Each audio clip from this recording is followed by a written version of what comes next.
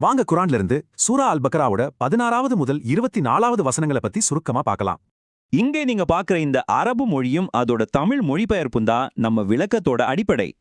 சரி, இந்த 9 வசனங்கள்ல என்ன சொல்லப்பட்டிருக்கு? வாங்க இந்த பயணத்தை முழுசா பாப்போம். முதல்ல ஆன்மீக வழிய தவறு விட்டவங்கள பத்தி 2 தெளிவான ஓமைகள் மூலமா இது தொடங்குது. ஒன்னு நெருப்பு, இன்னொன்னு புயல். இந்த ரெண்டுமே ஒரு குழப்பமான தொலைஞ்சு போன நிலையை காட்டுது. முதல் ஊமையில வெளிச்சத்தை தேடி ஒருத்தர் நெருப்ப மூட்டுறார். இது ஒரு தெளிவை நோக்கிய முயற்சி மாதிரி. ஆனா அந்த வெளிச்சம் பறிக்கப்பட்டு அவங்க பார்க்க முடியாத அளவுக்கு இருட்டுல விடப்படுறாங்க. அவங்க நிலைமை செவிடர்கள், ஊமைகள், குருடர்கள் போல இருக்கு. அதனால அவங்க திரும்பி வரமாட்டாங்கன்னு சொல்லுது. இப்போ 2வது ஓமைக்கு வருவோம். இது இடி மின்னலோட வர்ற ஒரு பெரிய புயலை பத்தி சொல்லுது.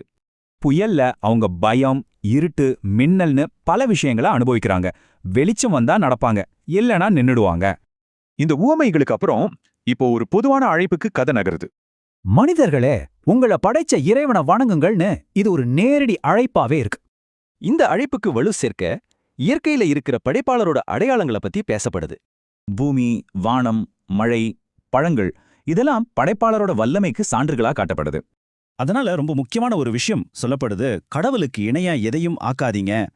சரி, ஒருவேளை இந்த செய்தியில உங்களுக்கு சந்தேகம் இருந்தா என்ன பண்றது? அதையும் இது சொல்லுது. இந்த செய்தியை சந்தேகப்படுறவங்களுக்காக ஒரு நேரடி சவால் வைக்கப்படுது. நீங்க உண்மையாளரா இருந்தா இது மாதிரி ஒரு அத்தியாயத்தை கொண்டு வாங்கன்னு ஒரு நேரடி சவால். வழி தவறியவங்களோட ஊமையில ஆரம்பிச்சு ஒரு நேரடி சவால்ல முடியுது. இந்த வரிசை நமக்கு என்ன சொல்ல வருது?